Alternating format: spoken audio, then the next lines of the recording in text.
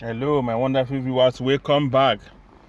Yeah, we are still on this very issue of extraordinary rendition of Nnamdi Kanu. Today, the lawyer of Nnamdi Kanu, one of them, by name Ejiofor, had an interview with Arise Television, which is one of the major television or media station in Nigeria. So I'd like you to watch and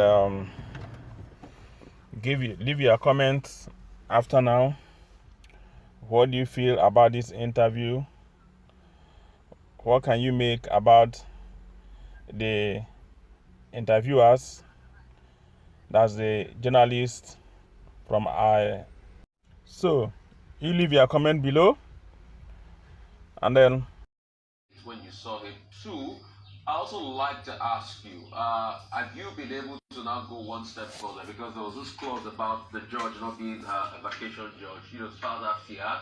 And thirdly, there were some IPOB members arrested, that day on the 26th that he was supposed to be in court.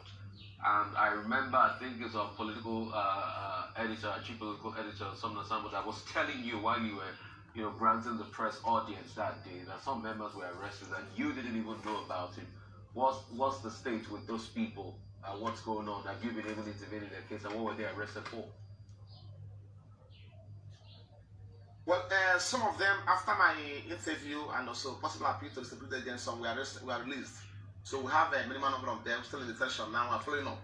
I've already made a contact with CP, FCT to ensure they are giving them, they are released unconditionally.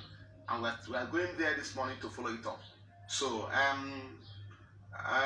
of course, you know the way and manner they behave. These people, for court is a public place, accessible to the public. And they never conducted themselves in a manner that suggests they're violent. They were just there to observe the proceedings of the court. But what happened before the court is a matter of serious concern to the public and to the world. You see, yes, as if there's a war going on, battle going on, shooting all over the places, intimidating people. So, obviously, if that kind of atmosphere continue to be witnessed in any time the matter is adjourned for hearing, then there will be no fair trial. Because the same federal government prosecuting Nnamdi Kanu is also chasing people away from the court from observing the proceedings of the court. While we are restrained from coming to the court. So it's a matter of serious concern, and we are taking steps because as I speak to you, international community is following up. They are watching on what's playing out in court. I don't want to mention them, but it's a matter international community is following up. The American government also has they are following up. I don't want to mention the foreign government who are interested in the matter, but I can assure you that the foreign government is following up, and we are briefing them daily on what's transparent come. So it's no longer business as usual, where people's rights will be grossly violated and they will go unchecked. So we are taking steps to ensure that we will keep the world abreast of what is playing out there. Coming to the issue of people arrested, I was also informed yesterday that people who came for the trial, who came to witness the trial, also we are arrested in Kogi, Lokoja, so by military, and I've been detained today. About 30 of them, they were arrested yesterday and still being detained as I speak to you.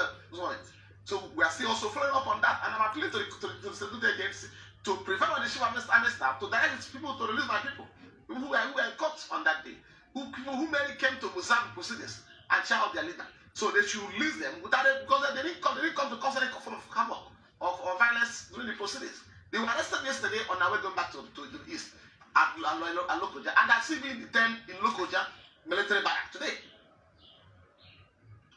Answer. What are your next steps? Is it possible for you to outline your next steps for us? It's clear that your client will remain in custody. Okay, thank you so much. October. What are the next steps that you intend to take? If you could just outline them for purposes of clarity. We have taken steps to apply to the Honorable CJ for fiat, because the court gave us a window that either the prosecution or the first counsel will also apply. We have done that, and I know they will not apply. So we applied and waiting for approval from the CJ in that regard. So, and also, in line with the substantive order of court, that we should see him on Mondays and Thursdays. I already informed the public that we're going to see him tomorrow at 2 p.m. So I understand that the ESS will have made communication with them, refuse to reply our text. But I will go there tomorrow by 2 p.m. So whatever outcome, I'll make it public. So because we can't continue to live this way. So if they don't want to try him, they should let us know. And so that's the position. Awaiting the approval of the CJ for our application to grant fair to the honorable court to hear the matter during vacation. And that's what we're waiting for. And it's also where my lord had expressed interest to entertain this charge during the vacation. So, and make it more easy for us, because if the lordship is not disposed to hear the application, to hear the suit during the vacation, it will be a different thing altogether. So that's ground enough, I believe the CJ will consider application on the merit. Okay, that's the. But also, let me correct this impression. I find it very worrisome, because several I've had you over the media, and also I watch you, we follow you on social media. I also watch your programs most likely every morning, and I've had you severally mention about Nnamdi Kanu arrest in Kenya. So, and it's important at this point. I find a convenient forum to correct that narrative, and also I believe this my position will influence yours too. I want to understand the fact that Nnamdi Kanu was never arrested in Kenya. So, what took place in Kenya was a clear case of abduction and kidnapping. So I want to let the world understand this part. He was not arrested. So the issue of arrest never come to play. So because if you compare what's happened to Nnamdi Kanu in Kenya and what is playing out today in Benin Republic, you see that Ejiofor was arrested and taken to custody where he's being subjected to trial. But Nnamdi Kanu was kidnapped at Nairobi Airport, taken to a place, not even a police facility. Also, you may also be surprised to hear this morning that upon his abduction, within 24 hours of the abduction, people who are familiar, who are his friends, start looking for him. And they visited all the police facility in Nairobi in search of him. He was not seen anywhere. So, and he was detained in that private residence for 8 days. So that is a clear case of kidnapping. So after 8 days, he was now handed over to the Nigerian security agent who smuggled him here by foreign rendition. So what happened in Kenya is a clear case of oppression against Nnamdi Kanu, which is a gross violation of international law, which Nigeria and Kenya are all signatory to the treaty. I mean, the Geneva Convention protocols, which are also protocol against torture of persons. So, which we have already invited the international community, International Court of Justice, to investigate what transpired in Kenya. So I don't want to go into the merit of that, but let me just correct the impression. So the issue of arrest does not even come in the first place. So I want to correct you to stop telling people that Nnamdi was arrested in Kenya. He was not arrested. He was abducted by rendition oppression. He was not arrested. So if he had arrested him, he was truly arrested in Kenya. They were subjected into the proceedings, surrounding proceedings in Kenya. Then the world will know he was arrested. So what happened to Ejiofor? Ejiofor was arrested, and it was made known to the public that he was arrested. So he wasn't arrested. So let us correct that impression, because it's giving my people very serious concern each time you mention about arrest. And you can see me using word kidnapping and abduction regularly in my interview. So I'm not mistaken about it. So there's a clear difference between a case of arrest and also a case of abduction. So what happened to my client in Kenya is a clear case of abduction and kidnapping. So I want you to be reflecting it in your subsequent interview, please. Because I heard you telling the commissioner that he was arrested in Kenya. No, he was not arrested in Kenya. Thank you so much for that. Well advised that I know the difference between arrest and also extraordinary dish. Those are not issues that can be explained to me.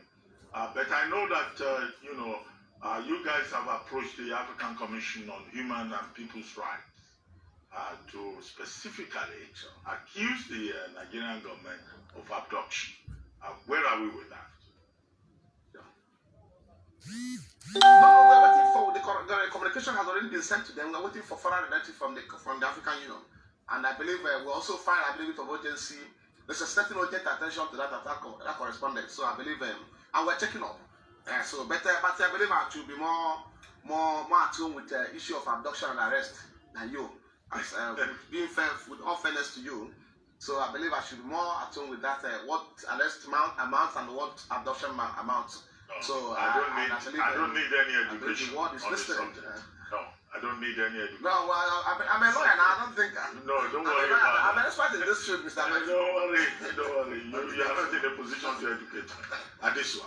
Yes, Mr. Ejiofor, the last time you were on the morning show, you raised concerns over your client getting fair trial.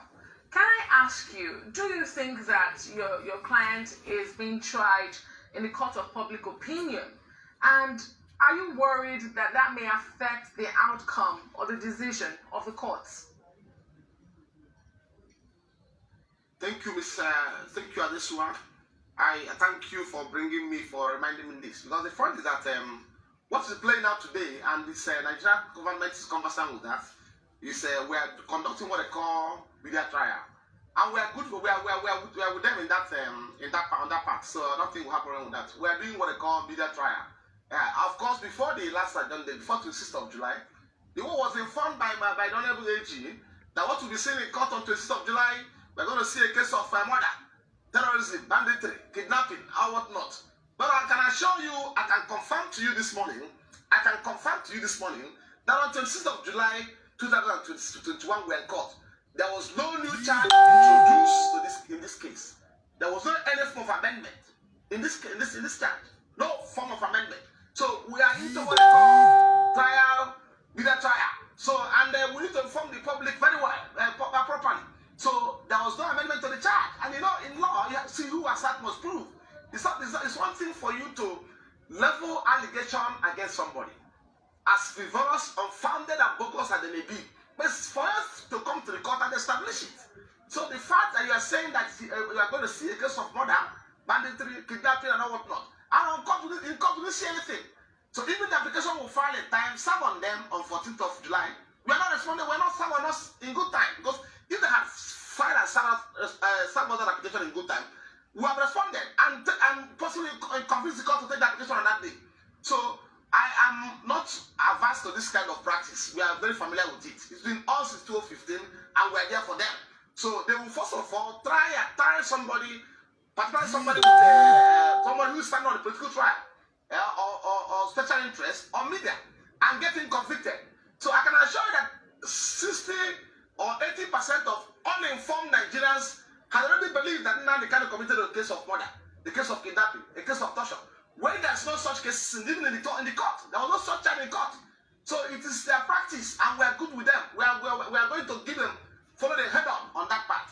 Okay. Thank you. I'm not worried at all. So what I'm saying, we're going to get it debunked in the public opinion. Okay, Mr. Ejiofor, I mean, you didn't answer my question I asked earlier on. I asked about when last, did you did you see Nnamdi Kanu? Because you said you've not been getting access to him. What was his state? I also asked you, I also have more questions. We'll come back after the break. We'll talk some more.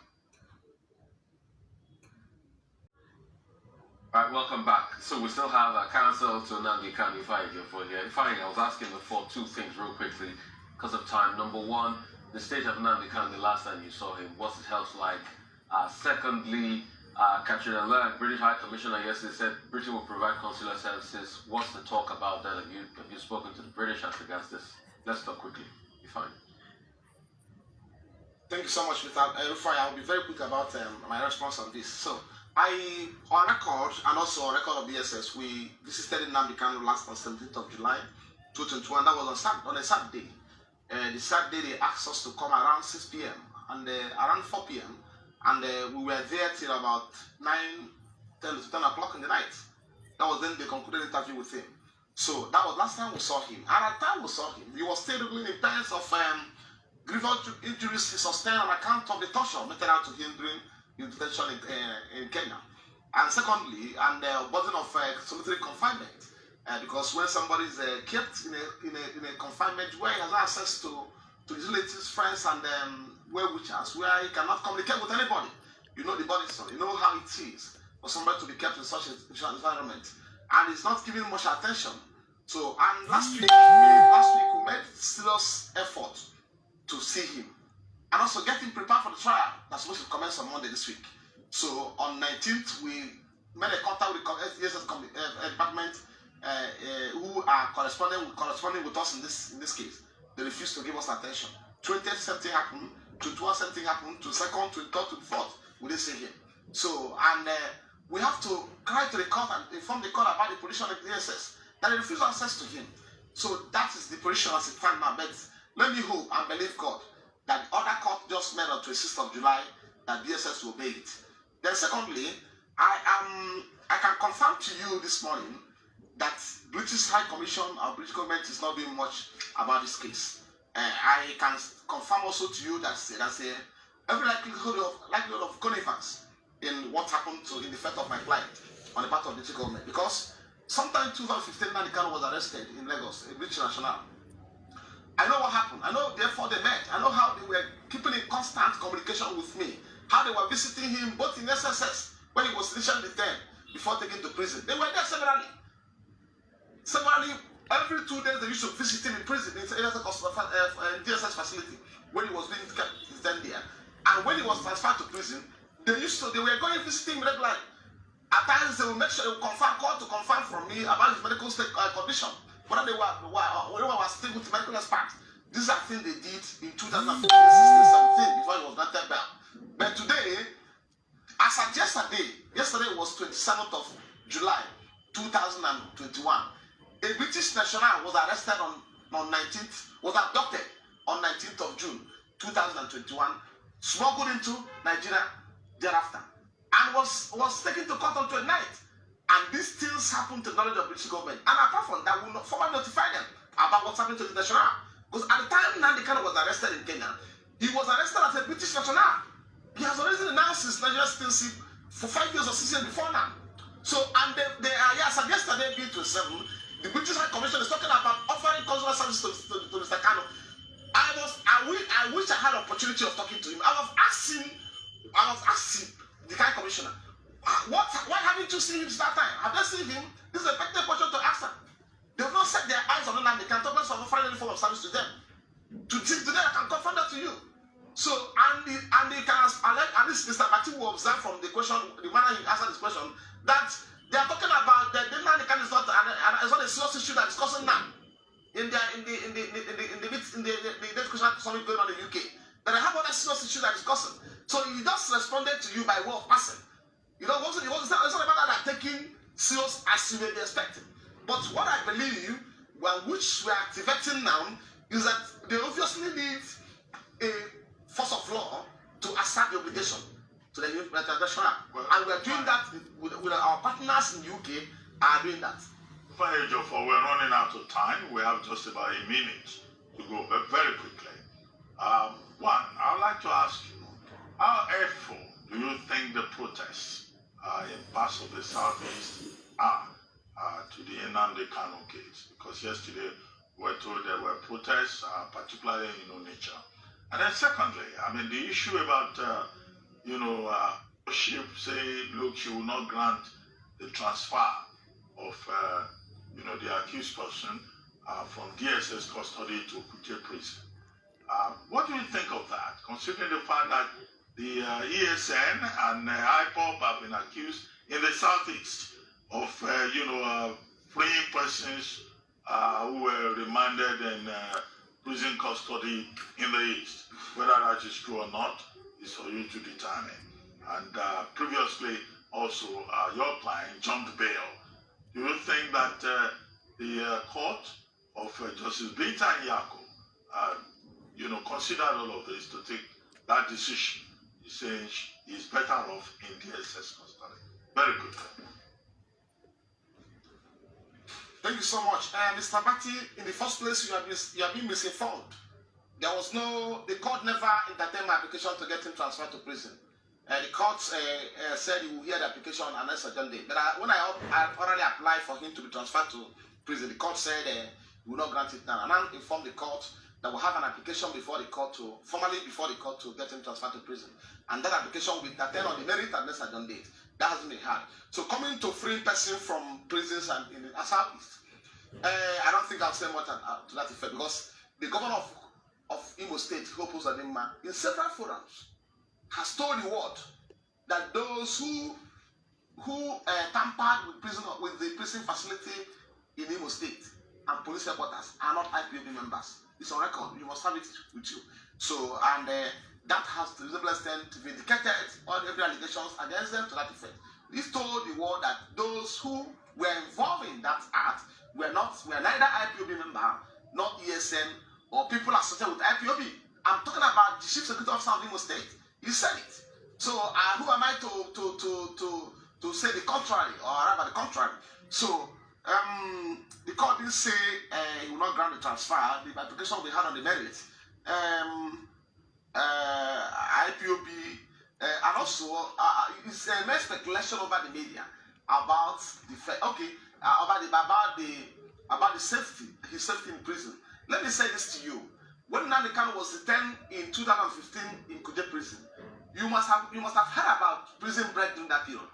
There was an attempt at prison break, but Nnamdi Kanu stood still at where he was being kept. And there was an issue. He never bothered. And it was an attempt by Boko Haram then to invade the prison, to break the prison to the prison. It's a record. He was there. He was in his cell, comfortably. Never made any effort to go. So make inquiry from prison authority. They will tell you that Nnamdi Kanu is a fine gentleman. He's a non-violent person.